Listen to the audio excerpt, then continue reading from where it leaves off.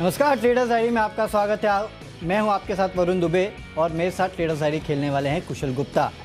इसके पहले हम ट्रेडर्स डायरी शुरू करें, एक बात देख लेते हैं कि ग्लोबल क्यूज कैसे हैं, संकेत कैसे देखे जा रहे हैं। तो अगर सिंगापुर निफ्टी अगर आप देखेंगे तो हरे निशान में काम कर रहा है, करीब 25-30 पॉइंट के आसपास की तेज़ी है। हालांकि सुबह जिस तरह से तेज़ी देखने मिली थी वहाँ से थोड़ा नीचे ज़रूर आ चुका है, लेकिन हरे निशान में है, ये एक अच्छी बात है।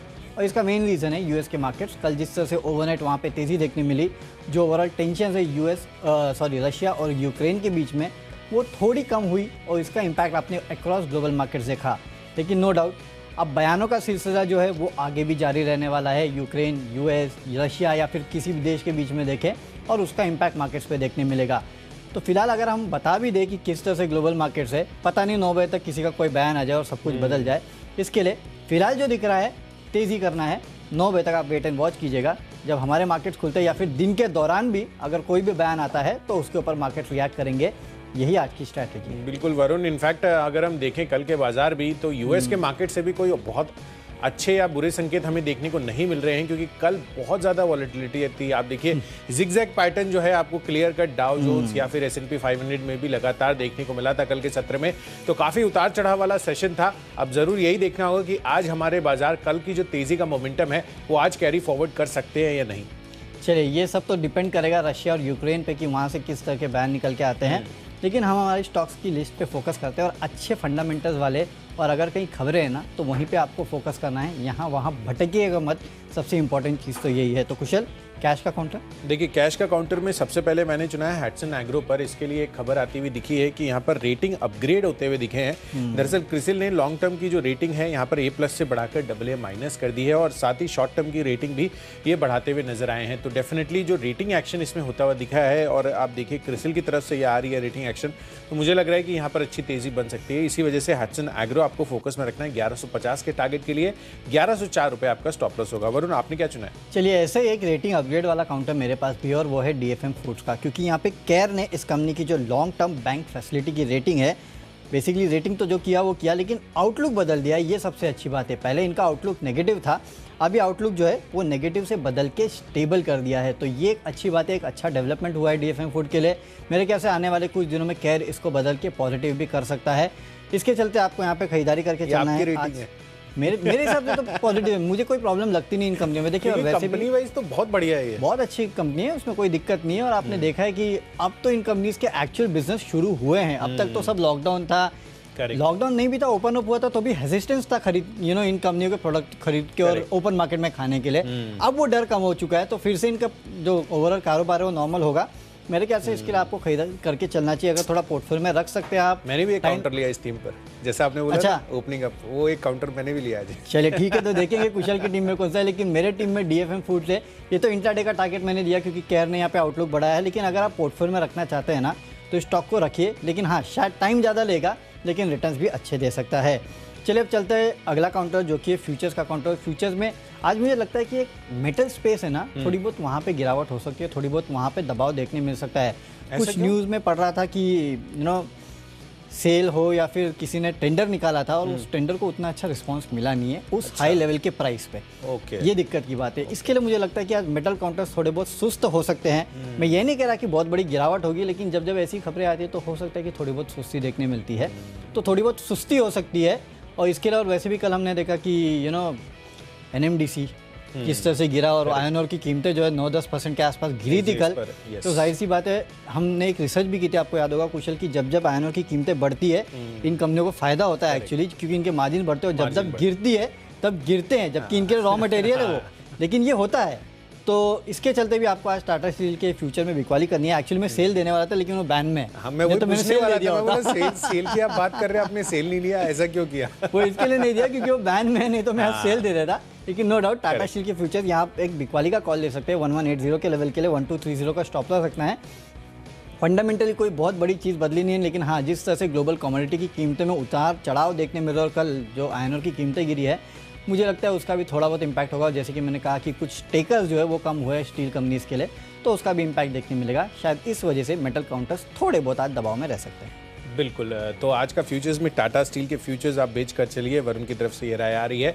और इसी कैटेगरी में मैंने स्टॉक चुना है ONGC का। अब लगातार आप देखिए इसका संजोग ऐसा है, कोरिलेशन ऐसा है कि भाई जब भी कच्चे तेल में उतार चढ़ाव होता है हम कहीं ना कहीं कोइंसिडेंटली इसको ले लेते हैं अपनी टीम में, और इस बारी भी ऐसा ही हुआ है। अब कल के सत्र में भी आप देखिए $96-97 से घटकर ऑलमोस्ट कच्चा तेल $93 के आसपास आ गया है। तो 3-3.5% की गिरावट हमें देखने को मिली है, और डेफिनेटली जो ऑयल प्रोड्यूसिंग कंपनियां हैं उस पर इम्पैक्ट आता हुआ नजर आ सकता है आज के सत्र में। और इसी वजह से ONGC के फ्यूचर्स में बिकवाली की राय है, इसको बेचकर चलिए। और 159 रुपीज़ के टारगेट के लिए 167 रुपीज़ हायर साइड पर आपका स्टॉप लॉस बनेगा।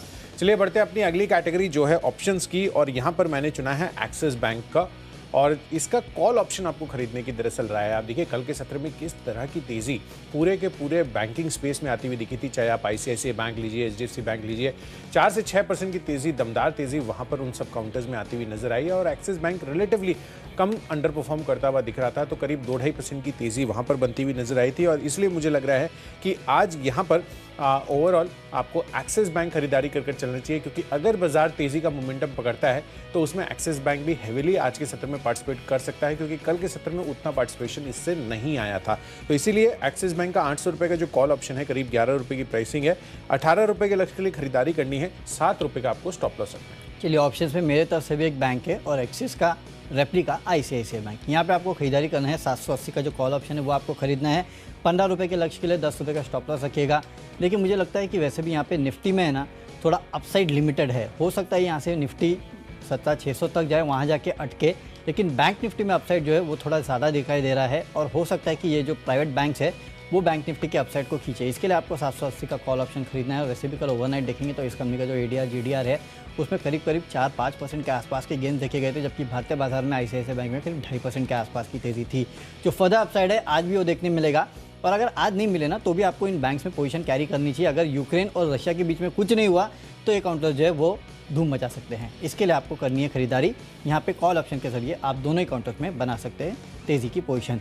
चलते हैं अगली कैटेगरी जो कि है टेक्निकल कैटेगरी, और कुशल से जानते हैं कि टेक्निकल कैटेगरी कौन सी है। कुशल बताइए कौन सा स्टॉक पसंद है।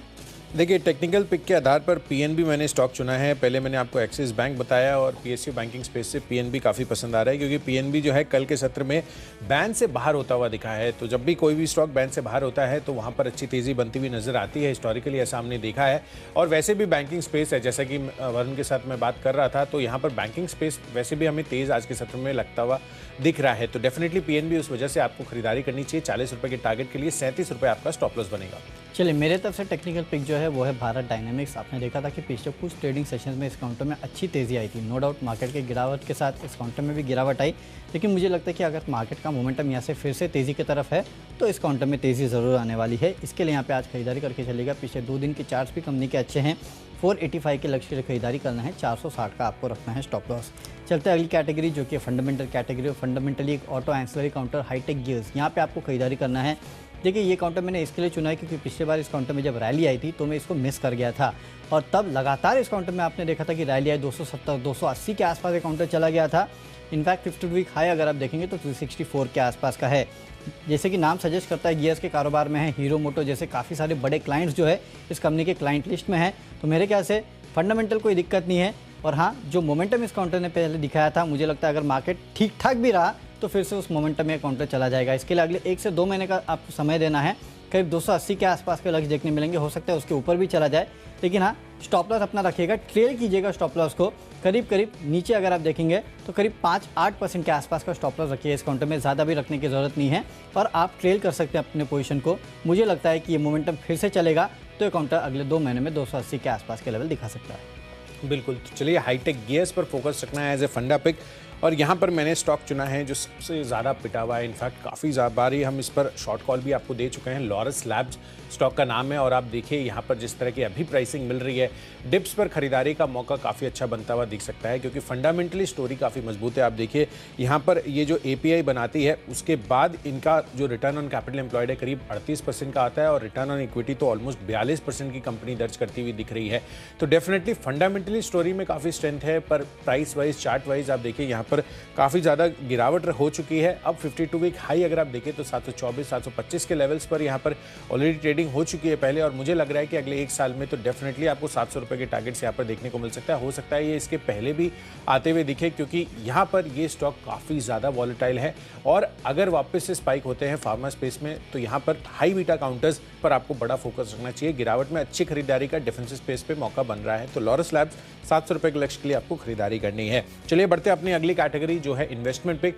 तो जैसा कि हाईटेक गियर्स वरुण ने आपको बताया ऑटो एंसिलरी स्पेस में, मुझे एंड्योरेंस टेक काफ़ी ज़्यादा पसंद आ रहा है। ये काउंटर आप देखिए यहाँ पर भी स्टोरी जो है काफ़ी ज़्यादा स्ट्रेंथ शो कर रहे हैं, और हाल फिलहाल आप देखिए तमाम जो ऑटो एंसिलरी की कंपनियां हैं ना, वहाँ पर काफ़ी ज़्यादा गिरावट हमें देखने को मिली है। इनफैक्ट जो बाजार का अभी फॉल होता हुआ दिखा है उसमें यहाँ पर जितने भी साइक्लिकल स्टॉक्स है वहाँ पर दबाव देखने को मिला है। और अब जैसे कि जो हम देख रहे हैं अभी रशिया और यूक्रेन के बीच में जो बयान आ रहे हैं और जो टेंशंस ईज ऑफ होती हुई दिख रही हैं, उस कारण से कहीं ना कहीं वापस से ये सारे के सारे स्टॉक्स फिर से फोकस में आ सकते हैं और ब्रॉडर मार्केट्स में अच्छी तेजी आपको देखने को मिल सकती है। और इसी वजह से एंड्योरेंस टेक्स आपको खरीदारी करनी है। यहाँ पर भी एक साल की अवधि के लिए आपको होल्ड करना है, पर 1700 रुपये के टारगेट तो डेफिनेटली आपको यहाँ पर आते हुए दिख सकते हैं। कंजर्वेटिव बेसिस पर मैं आपको टारगेट बता रहा हूँ, तो यहाँ पर इन्वेस्टमेंट पिक के लिहाज से एंड्योरेंस टेक पर आपको नजर रखनी है। चलिए मेरे तरफ से इन्वेस्टमेंट पिक है बाटा इंडिया। यहाँ पे आपको खरीदारी करना है। पिछले क्वार्टर के रिजल्ट्स आपको याद होंगे किस तरह से बेहतरीन रिजल्ट्स जो है फुटवेयर कंपनियों ने पेश किए, और मार्जिन्स में भी इनके अच्छे खासे उतना इंप्रूवमेंट नहीं हुआ, लेकिन जितना थोड़ा बहुत तो हुआ है। तो मुझे लगता है कि अगर ओपन अप हो रहा है तो इन कंपनियों का स्कूल्स कॉलेजेस पे काफ़ी हद तक फोकस होता है, खासकर ऑफिसेस, वहाँ भी लोग अगर जाना शुरू करेंगे तो जाहिर सी बात है कि फुटवेयर इंडस्ट्री को एक बड़ा फ़ायदा होगा। और मार्केट की गिरावट के साथ गिर चुका है, तो जैसे जैसे ये काउंटर्स गिरे ना, मुझे लगता है कि आपको एक्यूमुलेट करना चाहिए। फिलहाल 1880 के आसपास ट्रेड कर रहा है। 2200 के लेवल अगले 4 से 6 महीने में काउंटर आपको दिखा सकता है। अगला है खबरों के दम पे पसंद आता है क्रिसिल। इस कंपनी के नतीजे आए हैं, नतीजे काफ़ी बेहतरीन है। इस कंपनी के जो रेवेन्यूज़, प्रॉफिट, मार्जिन सब में बढ़ोतरी देखने मिली है, उसके चलते मेरे ख्याल से आज इंट्राडे में 2825 के लक्ष्य दिखा सकता है। 2680 का स्टॉप लॉस रखना है। लंबी अवधि के लिए अगर रखना चाहे तो करीब 3500 के आसपास के लक्ष्य काउंट आपको दिखा सकता है। बिल्कुल, तो खबरों के दम पर क्रिसिल जो है वरुण को काफ़ी पसंद आ रहा है। कल के सत्र में मैंने आपको कोटक महिंद्रा बैंक बताया था, काफ़ी अच्छी तेज़ी वहाँ पर भी बनती हुई नजर आई। पूरा का पूरा इनफैक्ट कल व्यू जो मेरा था वो खरीदारी का था, और कल ये स्ट्रैटेजी वर्कआउट करती हुई दिखी। आप देखिए खबरों के दम पर आज जो स्टॉक लेना है वो है बर्जर पेंट्स का।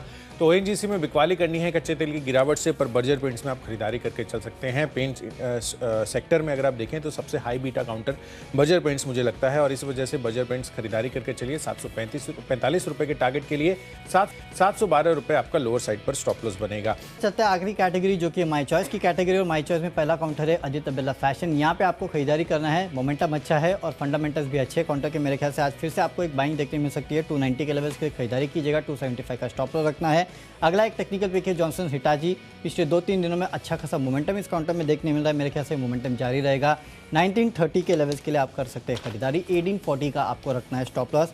और आखिरी काउंटर है एस्कॉट्स। एफएनओ बैन में है, इसके लिए आपको कैश में दे रहा हूँ, क्योंकि 18 फरवरी को बोर्ड की बैठक है जहाँ कुबोटा कॉर्पोरेशन को इक्विटी शेयर के प्रेफरेंशियल अलॉटमेंट के ऊपर विचार किया जाने वाला है। मेरे ख्याल से 1900 के लेवल के लिए आप यह खरीदारी कर सकते हैं। 1810 का आपको इस काउंटर में स्टॉप लॉस भी रखना है।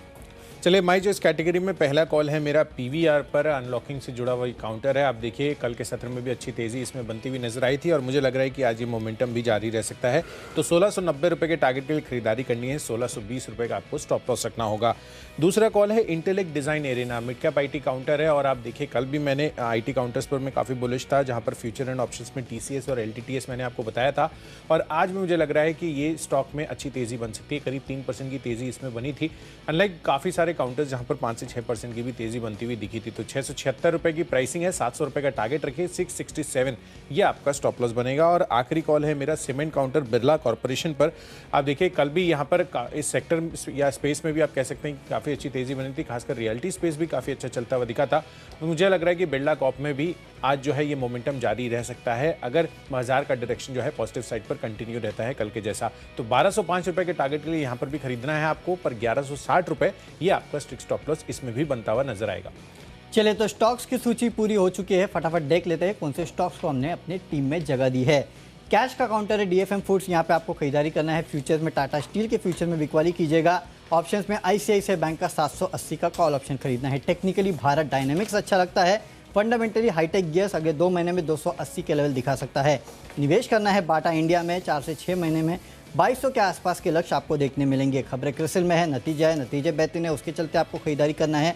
माई चॉइस में Aditya Birla Fashion, Johnsons, Hitachi और एस्कॉर्ट्स में आपको करनी है खरीदारी। और आज का मेरा बेस्ट पिक है आईसीआईसीआई बैंक। मुझे लगता है कि बैंकिंग काउंटर्स में आपको अच्छी खासी तेजी देखने मिलेगी। इसके लिए आईसीआईसीआई बैंक का 780 का कॉल ऑप्शन आप खरीद सकते हैं। 15 रुपये के लक्ष्य देखने मिलेंगे, 10 रुपये के आसपास का रखना है स्टॉप लॉस। तो चलिए, दमदार जिस तरह से रेटिंग एक्शन होता हुआ दिखा है हैट्सन एग्रो में, उस वजह से इसमें कैश प्रेस में खरीदारी करके चलिए। फ्यूचर्स में ओएनजीसी कच्चे तेल में जो गिरावट रही है, यहाँ पर इस वजह से आप बिकवाली करके चल सकते हैं 159 के टारगेट के लिए। साथ ही बैंकिंग काउंटर में एक्सिस बैंक मुझे पसंद आ रहा है, तो 800 रुपये का जो कॉल ऑप्शन है वो आपको खरीद कर चलना है। पीएनबी बैन से बाहर आता हुआ दिखा है, तो यहाँ पर पीएसयू बैंकिंग स्पेस से यहाँ पर खरीदारी कर चलिए। फंडामेंटली लॉरस लैब काफ़ी अच्छा लग रहा है, अगले एक साल में 700 रुपये के लक्ष्य यहाँ पर आते हुए दिख सकते हैं। 52 वीक हाई लगभग 724-25 रुपये का है। इन्वेस्टमेंट के लिहाज से एंड्योरेंस टेक अगले एक साल में 1700 रुपये के टारगेट यहां पर भी आते हुए दिख सकते हैं। ऑटो एंसिलरी स्पेस लगातार फोकस में बनी हुई है। खबरों के दम पर बर्जर पेंट्स, तो ओएनजीसी में बिकवाली कीजिए, पर बर्जर पेंट्स में आप कच्चे तेल का जो गिरावट है उस रिएक्शन को आप काउंटर कर सकते हैं और अच्छी तेजी बन सकती है। और माई चॉइस कैटेगरी में आपको पीवीआर, इंटेलेक्ट डिजाइन और बिरला कॉप, ये तीनों के तीनों स्टॉक्स में खरीदारी करने की राय है। और आज के लिए जो मेरा बेस्ट पिक है वो है ओएनजीसी का। जिस तरह से कल ऑलमोस्ट $3-3.25 प्रति बैरल जो है कच्चा तेल गिरता हुआ नजर आया था, उस वजह से ओएनजीसी पर आज आपको दबाव देखने को मिल सकता है। तो 159 का टारगेट रखिए, 167 का स्टॉप लॉस।